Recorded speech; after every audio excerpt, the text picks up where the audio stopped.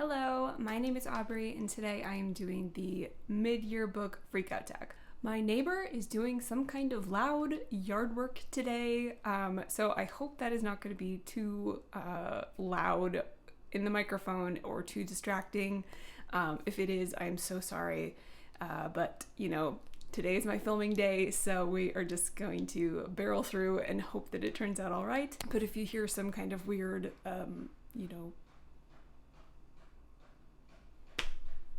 droning in the background, that's what that is. All right, so let's just get right into the questions.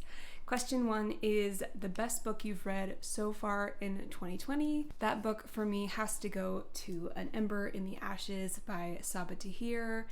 It has been so long since I have spent an entire day reading a book. I have ADHD and that just does not happen to me very often anymore. But this book, I just couldn't put it down, and I sat down and spent an entire day just reading this. I couldn't get enough of it. I was in love with the characters and the world. I was just so invested in the plot and what was going to happen. And I loved this. I thought it was outstanding. I loved the writing. It felt so rich and beautiful. So yeah, this was a 5 out of 5 stars. Just an excellent reading experience for me. And this definitely wins first place for best book of 2021 so far. Next question is the best sequel you've read so far, and for that I am going to go with Down Among the Sticks and Bones by Shauna Maguire. This is technically a prequel, I guess, but you're supposed to read it after the first book in the series, so I'm going to count it as a sequel. I just adored this book. I loved it so much. I already want to reread it. That's how much I loved it. The writing, it's really good. And this particular world through this particular doorway is just so dark and creepy. And it just really worked for me. This was another 5-star read of the year. Question number 3 is a new release you haven't read yet but want to. There are literally so many. I really want to get to The Ones We're Meant to Find by Joan He. This is like a YA sci-fi that I've been hearing excellent things about, and it has like one of the most beautiful covers I've seen this year. I also really want to get to House of Hollow by Crystal Sutherland, another YA with a gorgeous cover. This is YA horror. Again, I've just been hearing like really good things about it. I really want to get to For the Wolf by Hannah Whitten. This is an adult fairy tale, and honestly, that's all I need to know about it. Also, The Wolf and the Woodsman by Ava Reed, again, an adult fairy tale. I really want to get to The Jasmine Throne by Tasha Sori really soon. There are just so many good books this year that I just can't keep up. So like a gazillion. Question number 4 is your most anticipated release for the second half of the year. Again, I have a few. I'm really excited for Billy Summers, which is Stephen King's new book. This is coming out on August 3rd. I'm really excited for Jade Legacy, which is the last book in the Greenbone saga. This is coming out on November 30th. This is a trilogy that I've just been hearing the most amazing things about, and as someone who likes to wait until all books are released in series, I have been eagerly awaiting this one. Similarly, The Bronze Beasts comes out this year. This is book 3 in the Gilded Wolves trilogy. It's a YA fantasy trilogy, and I didn't realize this book came out this year. So I'm really excited about that because, again, that's a trilogy that I've really been wanting to read. That comes out on September 21st. The Hand of the Sun King by J.T. Greathouse. I've just been hearing like amazing things about this book.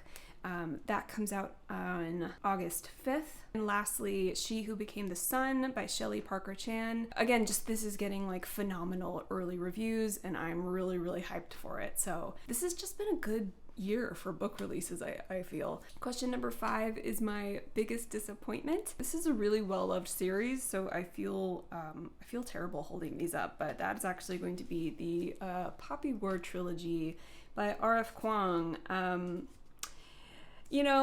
Just so we're clear, it brings me no pleasure to not like things that are popular. Some people I feel like are a little bit antagonistic towards things that are really popular just because they're really popular. I'm not like that. I want to be in on the fun. I want to like things that other people like because, you know, it gives you something in common with lots and lots of other people, and it gives you something to talk about. So, you know, it brings me no pleasure to not have liked these. But I just really didn't. They did not work for me. I thought the first two were okay, but the last book was just really disappointing. So yeah, very unfortunate, but there it is. Next is your biggest surprise, and for that I am going to go with a Natural History of Dragons, a memoir by Lady Trent by Marie Brennan. I picked this up kind of on a whim. I wasn't too sure about it. I didn't know if it would work for me. I was kind of afraid it was going to be too slow and boring, but I actually really enjoyed it, and I really enjoy this character of Lady Trent. I really enjoy this alternative London world and this scientific study of dragons. I just thought it was really well done, and I thought that the voice of Lady Trent was really well written and really well realized. So yeah, I'm gonna go with this as my biggest surprise. Question number 7 is your favorite new author, and for that I am gonna go with Shauna Maguire. I just love her writing. I think it is like so luscious and delicious. But also a little bit dark and melancholy. I just love it. I could eat it up. I could read it all day. When I'm done with the Wayward Children series, I will be moving on to more Shauna Maguire books because I just sort of can't get enough. Question number 8 is your newest fictional crush. I know I just said I didn't like this series, but for that I'm actually going to go with Najah, specifically from the Dragon Republic. I was really invested in his story, and I was really invested in his relationship and dynamic with Rin, and that was one of the things that I was the most disappointed in the Burning God. But yeah, I up until the end of this book, I really enjoyed his character arc and again his dynamic with the main character. So question number 9 is your newest favorite character. This one was really hard for me. I have 2 answers. One character that is not necessarily a favorite character, but I have a new appreciation for her, and that is Zoya from the Shadow and Bone trilogy. I reread this year, and the first time that I'd read it, I remembered Zoya as just this kind of like one-dimensional mean girl, but upon reread, I really loved her, especially by the end of Ruin and Rising. I just felt like she was so funny. Like, she had a lot of really funny lines. I enjoyed her dynamic with, all of the other characters. And then I'd say that my second favorite character this year is Cade from the Wayward Children series. I know he's not in this book in particular, but this is the only Wayward Children's book that I own physically. He's been in, I think, 3 so far, and I just really love Cade, and I need Cade to have his own prequel. But yeah, I just have a real soft spot for him, and so far he's been like the best part of the sequel books, Beneath the Sugar Sky and Come Tumbling Down. Question number 10 is a book that made you cry, and for that I am going to say Volume 4 of Full Metal Alchemist. If you know, you know. And if you haven't read this series, you really should. It is excellent. But yeah, volume 4 of Full Metal Alchemist is just really rude. It is just the rudest.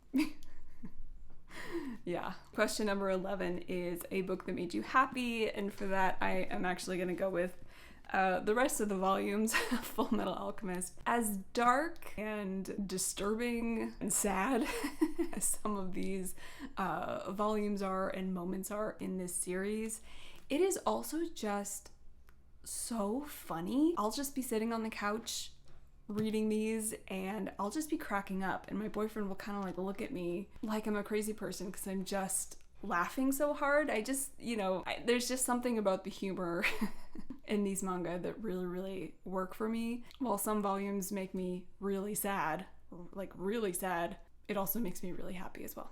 Number 12 is the most beautiful book you've bought this year. And there are literally so many. For me, this has been the year of like gorgeous special editions. I have a book haul coming soon. I don't know what order my editing self is going to publish these videos in, but I recently filmed a book haul with all of my special editions. If it's not up yet, it'll be up soon. And I have a three-way tie between A Court of Thorns and Roses by Sarah J. Maas. This was a alternative dust jacket that Illumicrate put out. And this was like the most impulse purchase of all the special editions because I have not read any Sarah J. Maas and I don't know if I'm gonna like this series, but I sort of couldn't say no to some alternative covers because I really hate the new covers. So it was more of a, just in case this is a favorite series of mine, like I'm gonna want some pretty covers. So I splurged and got these, and this one specifically is my favorite of the set because it's so autumny and I like the masks. So yeah, this one. I also got the Graceling special edition set from Fairy Loot, and they're all beautiful, but I love this one because green is one of my favorite colors and gold is my favorite color, and so I am really partial to this one. And then lastly, I have Ray Bear by Jordan Efueko, and this was the Fairy Loot hardcover exclusive. And you can still get this cover in paperback from Book Depository, I believe, but I just really wanted the hardcover because I think this is stunning. Clearly, I have a thing for foiling. Okay, and the last question is, what books do you need to read by the end of the year? There are literally so many. It gives me so much anxiety. My top priority for the end of the year is the Lord of the Rings trilogy. I still haven't read this trilogy. I feel like that is just such a stain on my life because the movies are so special to me and meaningful to me. And the fact that I haven't read the books hurts me every day. So I need to get to those. I'm thinking I'll probably get to them in the fall. They just feel like fallish books. I don't know why, but I don't want to push them off too far to the point where I don't get to them this year. So yes, that is like number one priority. I also really want to get to the Broken Earth trilogy this year. There are a couple of series and trilogies that I still haven't finished. Like I really need to go ahead and finish Mistborn. I reread the first book last year because I wanted to continue on with the trilogy and I still haven't done that. So I definitely need to do that by the end of the year before I just completely forget everything that happened in the first book. So yeah, lots and lots of books that I need to get to. Okay, that is it for my mid-year book freakout tag. Please let me know what your favorite book of 2021 has been. Please like this video if you liked it and subscribe if you want to see more from me. I hope to see you next time. Bye.